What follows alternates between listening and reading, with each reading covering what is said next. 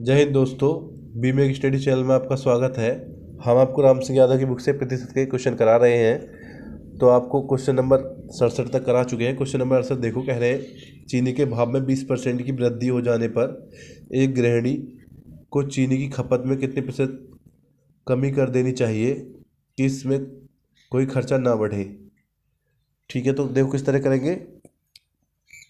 जो उसका भाव था पहले मान लेते हैं उसमें 100% था, उसमें वृद्धि होने पे 120 हो गया। तो पहले जो भी भाव रहा हो, मान लो पहले 100 का भाव था, अब 120 का हो गया। तो हम कमी कैसे निकालेंगे कि कितनी कमी करनी है। तो हम दोनों का डिफरेंस ले लेंगे। तो डिफरेंस हमारा आ गया 20। 120 में 100 घटाए 20 डिफरेंस आ गया। अब कमी के लिए हम बड़ा पद नीचे रख लेते हैं, यानी 120 और गुणा सीधा 100 काट लेंगे। 20 से था 20 छिका 120 आपका हो गया 100/6। किससे काट लेंगे इसे, 50/3 लिख सकते हैं। 50/3%, या इसे लिख सकते हैं हम 16 सही 2/3%। 16×3 = 48 और 2 50, यानी 16 सही 2/3% आपका आंसर हो गया। विकल्प देख लेंगे कौन सही है। तो आपका विकल्प सी बिल्कुल सही है। अगला क्वेश्चन देखते हैं। अच्छा क्वेश्चन है। तो अगला क्वेश्चन है आपका क्वेश्चन नंबर 69 यानी उत्तर। कह रहे हैं चीनी के मूल्य में 20% की वृद्धि होने पर एक परिवार ने चीनी की खपत में 25% की कमी कर दी। इस परिवार के चीनी पर होने वाले खर्चे में कितने % की कमी आ जाएगी। तो देखो कैसे करते हैं।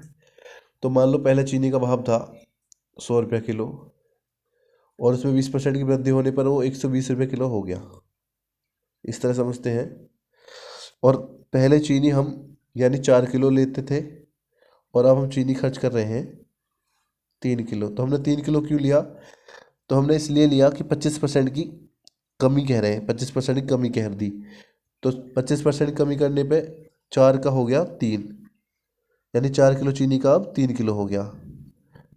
तो अब हम कर लेंगे, यानी पहले हम सीधी गुणा करेंगे 100 की 4 में, तो 400। यानी पहले हम 400 रुपये की 4 किलो चीनी लेते थे, अब हमने चीनी 25% कम कर दी, तो हमारी चीनी रहेगी 3 किलो। तो 12 ही थी 36, यानी अब हम 360 रुपये की चीनी खर्च करते हैं। तो पहले हम ज़्यादा करते थे क्योंकि 400 रुपये खर्च करते थे, अब 360 करते हैं क्योंकि हमने चीनी कम खरीदनी चालू कर दी है। पहले 4 किलो लेते थे, अब 3 किलो लेते हैं। तो अब हमने क्या करना है, कह रहे हैं चीनी के होने वाले खर्च में कितनी प्रतिशत कमी आई। तो कमी निकालनी है हमें। तो देखो दोनों का अंतर ले लेंगे, दोनों का अंतर आ गया 40। तो कमी में हम क्या करते हैं, बड़ी संख्या नीचे रख लेते हैं, यानी 400 और गुणा 100। तो 2 जीरो से 2 जीरो कट गई, 4 2 40, यानी 10% आपका आंसर हो गया। विकल्प देख लेते हैं कौन सही है। तो आपका विकल्प ए बिल्कुल सही है। क्वेश्चन आपको अच्छा लगा। देखो दोबारा से एक बार फिर से रिपीट करता हूँ। हमने पहले चीनी के मूल्य में 20% की वृद्धि करी। पहले हम 100 के रेट में चीनी लेते थे, 20% वृद्धि होने पर 120 में अब लेने लगे। तो पहले हम चीनी 4 किलो लेते थे, 25% की कमी करने पर हम चीनी 3 किलो लेने लगे। तो 100 की हमने 4 में गुणा करी, यानी 400 रुपये की चीनी लेते थे हम, और 12 थी 36, यानी 360 रुपये की अब लेते हैं। तो कितने की वृद्धि हुई, पहले हम 360 की, अब 360 की, और पहले 400 की, तो 40 रुपये की अब कम लेते हैं चीनी हम। तो हमने निकालनी है कमी, खर्चे में कितने प्रतिशत कमी आई। तो 40 कमी के लिए बड़ी संख्या नीचे गुणा 100। हमने 0 से 0 काट दिया, 4 से 4 2 40, यानी आपका 10 आंसर आ गया। 10% आंसर। विकल्प देख लेते हैं, विकल्प आपका ए सही है। अगला क्वेश्चन देखते हैं।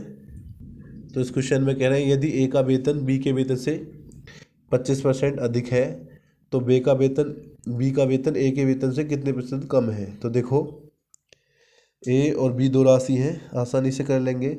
तो ए का वेतन बी से 25% अधिक है, तो बी का वेतन मान लेते हैं 100 है, तो ए का वेतन हो गया 125। कह रहे हैं ए का वेतन बी के वेतन से 25% अधिक है। तो ए का वेतन यानी बी का वेतन 100 रुपये है, तो ए का वेतन हो गया 125 रुपये। तो कह रहे हैं बी का वेतन ए के वेतन से कितना कम है। तो कमी के लिए हम क्या करें, दोनों का डिफरेंस ले लेंगे, यानी 25 आ गया, और बड़ी संख्या नीचे, यानी 125 और गुणा 100। जब कमी निकाल ली है तो बड़ी संख्या को नीचे रख लेते हैं डिफरेंस लेने के बाद। तो 25 पंजे 125, 5 से 20 बार 20 को काट देंगे 100 को 20 बार, तो आपका आ गया 20%। आपका आंसर हो गया 20%। विकल्प देख लेंगे कौन सही है, तो आपका विकल्प बी सही है। अगला क्वेश्चन देखते हैं। अगला क्वेश्चन है, कह रहे हैं कस्बे की जनसंख्या 1,33,575 से बढ़कर 1,38,918 हो गई। इस कस्बे की जनसंख्या में कितने प्रतिशत की वृद्धि हुई? तो पहले हम वृद्धि निकालेंगे कि वृद्धि कितने की हुई है। तो वृद्धि के लिए हम क्या करेंगे, यानी जो वृद्धि वाला पद है इसमें जो बढ़त है उससे पहले घटा लेंगे। तो घटाने में देखते हैं कितना आता है। तो 8 में से 5 गए 3,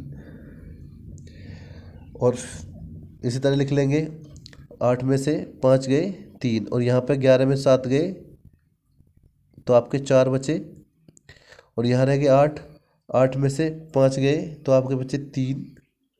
इसी तरह आगे भी यहाँ आपके हो गए 18, 18 में से 13 चले गए तो आपके 5 बचे। तो आपका अंतर आ गया, यानी 1,38,918 में से हमने 1,33,575 घटाए तो आपके 5,343 बचे। तो इतने की वृद्धि हुई है तो हम निकाल लेंगे, यानी वृद्धि प्रतिशत बराबर होती है वृद्धि बटे कुल संख्या और गुणा 100।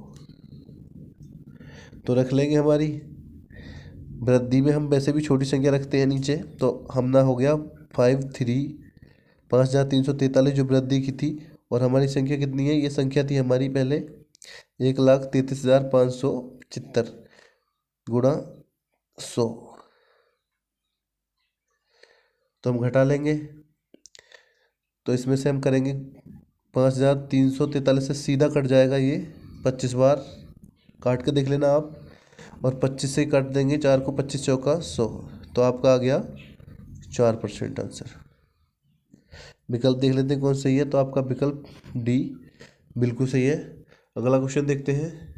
अगला क्वेश्चन है, कह रहे हैं एक मेज के अंकित मूल्य में 12.5% की कमी होने पर इसका मूल्य 4,375 रुपये हो जाता है, तो अंकित मूल्य ज्ञात करो। यानी पहले उसका प्रिंट रेट क्या था।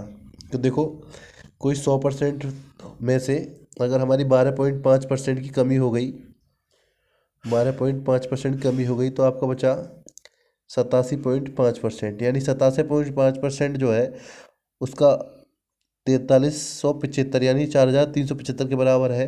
तो अंकित मूल्य हमारा रहा होगा 100%। तो हमने निकाल लेना है 4,375 बटे 87.5 और गुणा 100। तो हमने अंकित मूल्य ज्ञात करना है, तो जीरो से यहाँ एक पॉइंट लगा दिया, जीरो पॉइंट कटने के लिए जीरो बढ़ा दिया। अब हम सीधा 875 से सीधा काट लेंगे इसे, 4,375 को 5 बार कट जाएगा, तो 5 की सीधी गुणा कर देंगे 1000 में, तो आपका सीधा हो जाएगा 5,000 आंसर। यानी उसका प्रिंट रेट जो अंकित मूल्य था वो 5,000 था। तो विकल्प देख लेंगे कौन सही है, तो आपका विकल्प डी बिल्कुल सही है।